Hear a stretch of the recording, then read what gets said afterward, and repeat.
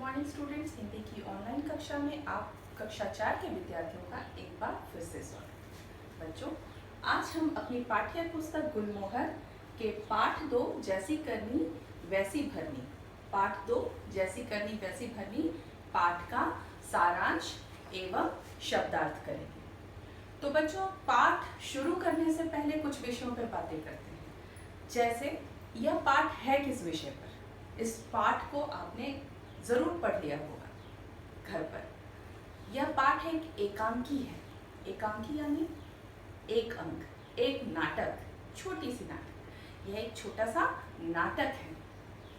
इस नाटक के माध्यम से हमें कई चीजें सीखने को मिलेंगी, कई चीजें जानने को मिलेंगी। जैसे सच्ची मित्रता क्या है, हमें दूसरों के साथ अच्छा व्यवहार करना चाहिए, और दिव्यांग, खासकर दिव्यांग लोगों के साथ हमारा व्यवहार बहुत प्रेम एवं दयापूर्ण होना चाहिए। हमें उनके प्रति प्रेम का भाव रखना चाहिए, हमें उनके प्रति ममता का भाव रखना चाहिए, क्योंकि वह हमसे थोड़े से ज्यादा खास हैं। वो हम लोगों से थोड़े से ज्यादा खास हैं। हमें उन लोगों की सहायता करनी चाहिए, ना कि हमें उन लोगों की इस नाटक में जैसे एक बच्चे कमल ने किया वैसा व्यवहार करना चाहिए। कहानी आपने यह नाटक पढ़ रखा होगा, तो मैं सबसे पहले सच्ची मित्रता के बारे में बात करती हूँ। सच्ची मित्रता क्या होती है बेटा? सच्चे मित्र वो होते हैं जो आपको बुरा कर्म करने से रोकें, गलत काम करने से रोकें और मुसीबत में आपकी सहायता करें। इस कहानी में आपके माध्यम से, इस नाटक में आपके माध्यम से सच्चा मित्र कौन है बताइए। आपने ये नाटक पढ़ा है? नहीं पढ़ा तो आज पढ़ लीजिए। पहले तो हम लोग इसका सारांश जानेंगे और उसके बाद इस पूरे नाटक को सिलसिलेवार ढंग से कोशिश करेंगे। मैं तो यहाँ अकेली हूँ, आप भी अकेले हैं, कोई बात नहीं। हम कोशिश करेंगे इस नाटक को थोड़ा भाव, थोड़े रुचिपूर्ण ढंग से हम इस नाटक को पूरा करें। तो बच्चों, सबसे पहले मैं बताना चाहूंगी कि सच्चा मित्र मेरे हिसाब से सच्चा मित्र कौन है। मेरे हिसाब से सच्चा मित्र आयुष था, क्योंकि उसने कमल को भी गलत काम करने से रोका था, और विमल जब मुसीबत में था, वह जब पत्थर से ठोकर लगकर गिर गया था, तो उसने विमल को भी उठाकर सहारा दिया, उसको उसकी मुसीबत में उसकी सहायता की, उसे सहायता दिया और उठाकर उसे घर पहुंचाया। तो मेरे हिसाब से तो आयुष सच्चा मित्र हुआ, है ना। दूसरी चीज है कि हमारे जो बुरे कर्म हैं, जिसका नतीजा हमें हमेशा बुरा ही मिलेगा। अगर हम दूसरों के साथ बुरा व्यवहार करेंगे तो हमारे साथ भी बुरा ही व्यवहार होगा। अगर हम जैसा कर्म करेंगे, फल भी हमें वैसा ही मिलेगा, है ना। हम जैसे कर्म करते हैं, अच्छे कर्म करेंगे तो उसका फल हमें अच्छा मिलेगा। अगर हम बुरे कर्म करते हैं तो उसका फल हमें बुरा ही मिलता है, ठीक है। और तीसरी चीज है क्या बेटा? दिव्यांग। इस पाठ में दिव्यांग शब्द का प्रयोग किया गया है। दिव्यांग कौन होते हैं? जो हमारे आपकी तरह ही होते हैं, लेकिन उनमें क्या होती है? एक अक्षमता होती है। अक्षमता क्या होती है बेटा? जो काम ठीक ढंग से हर एक अपने सारे अंगों की मदद से हम कर पाते हैं, वो नहीं कर पाते। यही होते हैं दिव्यांग। जैसे हम अपनी आंखों से ठीक ढंग से देख पाते हैं, कानों से सुन पा रहे हैं, बोल पा रहे हैं, चल पा रहे हैं, लिख पा रहे हैं, समझ पा रहे हैं। जो दिव्यांग लोग होते हैं वो अपने सभी अंगों से ठीक ढंग से काम नहीं कर पाते। या तो उन्हें देखने में असुविधा होती है, नहीं देख पाते, अक्षम होते हैं, या सुनने में अक्षम होते हैं, या बोलने में अक्षम होते हैं। तो हमें वैसे लोगों की सहायता करनी चाहिए बेटा, ना कि उनका मजाक उड़ाना चाहिए, उन्हें तंग करना चाहिए, है ना। अब सबसे पहली चीज है, यहाँ पर पाठ में भी दिया है, फिर मैं आपको बताना चाहूंगी। आप में से कई लोग जानते भी होंगे, फिर भी मैं आप लोगों को बताना चाहूंगी। दिव्यांग किनका नया नाम है? तो अब आप समझ ही गए होंगे दिव्यांग किनका नया नाम है? जो ठीक ढंग से बोल सुन हमारी तरह नहीं पाते, जो अक्षम होते हैं अपने किसी अंग की वजह से, किसी अंग के कारण अक्षम होते हैं, या तो सुनने में अक्षम होते हैं या देखने में अक्षम होते हैं, तो वैसे लोगों को पहले विकलांग कहा जाता था। अब हम उन्हें दिव्यांग कहते हैं। ये दिव्यांग, इन लोगों को ये दिव्यांग नाम दिया किसने? तो ये दिव्यांग नाम हमारे प्रधानमंत्री नरेंद्र मोदी जी ने दिया पिछले वर्ष। नरेंद्र मोदी जी, आप में से कई लोग सुनते होंगे, नरेंद्र मोदी जी महीने में एक बार मन की बात एक प्रोग्राम आता है जो रेडियो पे नरेंद्र मोदी जी पूरी जनता से मुखातिब होते हैं, पूरी जनता से अपनी बातें कहते हैं, अपनी मन की बातें कहते हैं। तो आप सब भी देख सकते हैं, अपने उस प्रोग्राम को सुन सकते हैं, देख तो नहीं सकते, रेडियो पे बातें हम सुनते हैं। वैसे बहुत सारे समाचार न्यूज़ चैनल्स जो आते हैं हमारे, उसमें भी ये बातें दिखाई जाती हैं कि नरेंद्र मोदी जी रेडियो पे आज कौन सी बातें कह रहे हैं। तो वो प्रोग्राम हम भी सुन सकते हैं वो बातें।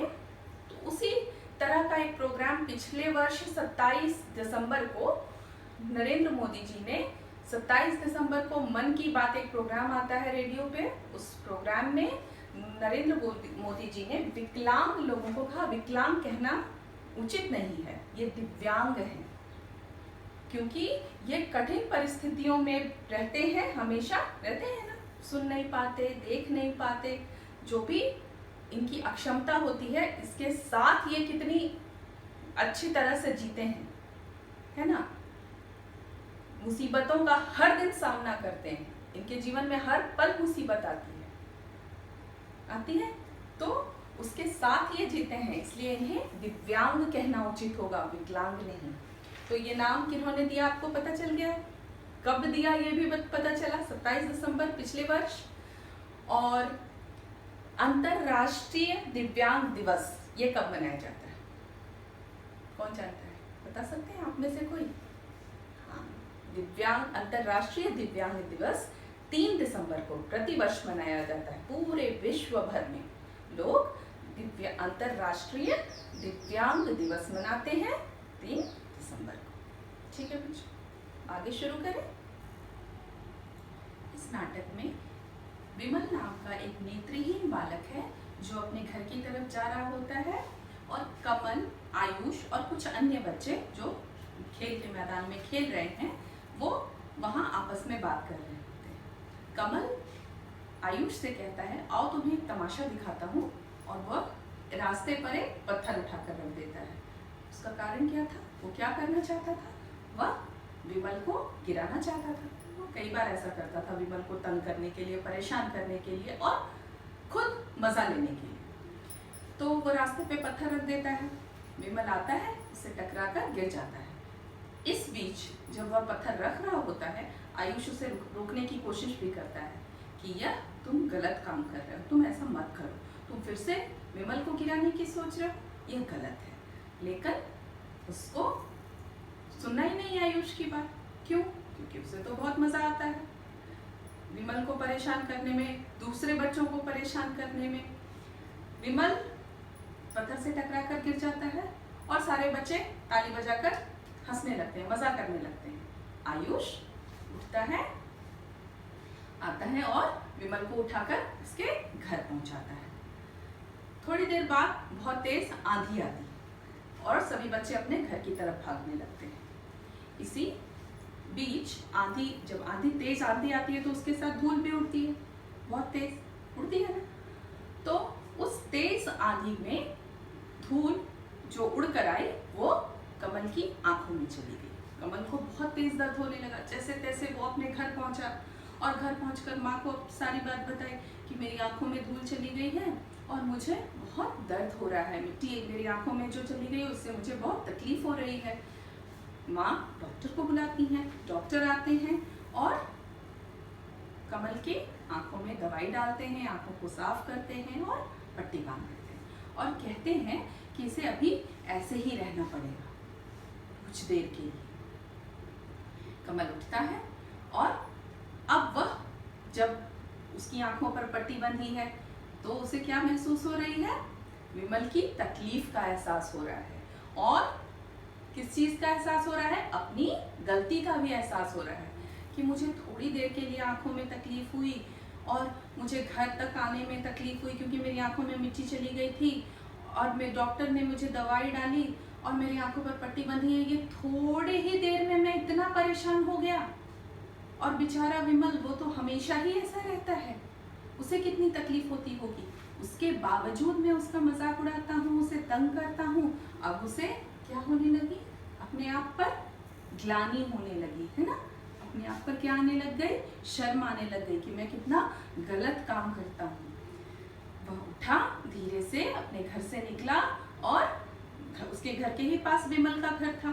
कमल विमल के घर पहुंचा और उसके घर पहुंचने के रास्ते में ही, मतलब उसके घर तक पहुंचते पहुंचते कमल गिर पड़ा। विमल उधर आवाज सुनकर आया और उसे टटोलते टटोलते उसे उठाया और उसे उठाकर बोला, अरे भाई कौन हो, कैसे गिर गए? तब कमल ने बताया कि मैंने रास्ते पर पत्थर रखकर तुम्हें गिराया और तुम मुझे ही सहारा दे रहे हो, तुम मुझे सहारा देकर उठा रहे हो। या बात विमल ने जब सुनी तो विमल बोला, अरे भाई तुम्हारी क्या गलती है, मुझे भी तो रास्ते पर ठीक से चलना चाहिए, मुझे ही पत्थर का ठीक पता नहीं चल पाया और मैं गिर गया, इसमें तुम्हारी क्या गलती है? हम दोनों दोस्त हैं और हमेशा दोस्त ही रहेंगे, मित्र ही रहेंगे, ठीक है? तो बच्चों, इस कहानी से हमें क्या सीख मिली? इस कहानी से हमें सीख मिली कि हम जैसा कर्म करते हैं हमें फल भी वैसा ही मिलता है। तो हमें हमेशा क्या करना चाहिए? हम क्यों बुरे कर्म करके बुरा फल पाएं? क्यों ना हम अच्छे कर्म करें ताकि हमें भी बदले में अच्छा ही फल मिले। हमारी जैसी करनी होगी वैसे ही हमें भुगतना पड़ेगा। इसलिए हमें हमेशा अच्छे कर्म करने चाहिए और हमें अपने दोस्तों की सहायता करनी चाहिए, खासकर वैसे दोस्तों की जिन्हें हमारी मदद की सबसे ज्यादा जरूरत होती है। आपके भी कक्षा में कुछ बच्चे ऐसे होंगे जो बहुत ज्यादा फास्ट लिख नहीं पाते, जल्दी से अपने कक्षा कार्य को या अपने गृह कार्य को याद नहीं कर पाते। तो वैसे बच्चों की हमें सहायता करनी चाहिए। हम सबको, आपको अपने दोस्तों की मदद करनी चाहिए, ना कि हमें उन्हें तंग करना चाहिए और टीचर से उन्हें डांट पड़ानी चाहिए कि मैडम इसने तो अपना काम नहीं किया। हमें वैसे बच्चों की सहायता करनी चाहिए, अरे तुमने पूरा नहीं किया, चलो जल्दी से पूरा करो, उसकी मदद करनी चाहिए ताकि वो बच्चे हमारी तरह, आपकी तरह बन पाएं, ठीक है? और तीसरी चीज क्या है?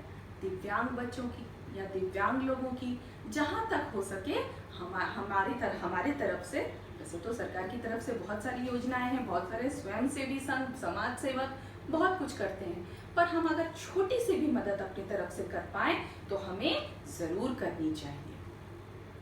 अब आज के गृह कार्य के बारे। तो आज का गृह कार्य है, आप हेडिंग डालेंगे सबसे पहले अपनी कॉपी में पाठ 2। इससे पहले आपको पाठ 2 मैंने क्या पढ़ाया था? रूप बढ़ाया गुण। मैंने कई वीडियो में कई बार आप लोगों को यह बताया है कि पाठ 2 जो इससे पहले मैंने पढ़ाया था वो पुरानी वर्जन की किताब थी। तो आप लोगों को वहाँ पर ये परेशानी हो रही थी कि आपके किताब में यह पाठ है ही नहीं। तो आप लोग उसको, पाठ का सारा प्रश्नोत्तर आपको लेके अपनी कॉपी में लिखना है। तो आप लिख लेंगे और ऊपर आप लिखेंगे अभ्यास के लिए हेडिंग डाल देंगे और उस पाठ का सभी प्रश्नोत्तर, कठिन शब्द, शब्दार्थ वो सभी लिख लेंगे अपनी कॉपी में। इसके बाद आप लिखेंगे पाठ 2, जो आपकी किताब में पाठ 2 है। पाठ 2, जैसी करनी वैसी भरनी। तो जैसी करनी वैसी भरनी हेडिंग डालने के बाद आप लिखेंगे गृह कार्य अथवा होमवर्क, जो आप मेंशन करते हैं हमेशा, ठीक है? ये लिखने की जरूरत नहीं है, ये पेज नंबर आपके समझने के लिए है। पृष्ठ संख्या 17 मतलब पेज नंबर 17 में आपके शब्दार्थ दिए गए हैं। किताब से आप देखेंगे शब्दार्थ और अपनी कॉपी में लिखेंगे। फिर भी मैं यहाँ पर एक बार इसे आपकी सुविधा के लिए दिखाकर बोल देती हूँ।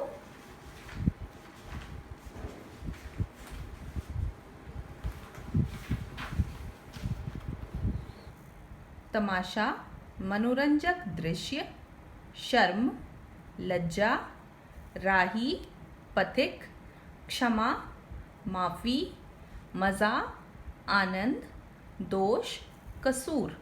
इसे अपनी कॉपी में शुद्ध शुद्ध लिख देंगे। हेडिंग डालेंगे शब्दार्थ और ये अपनी कॉपी में लिख लेंगे।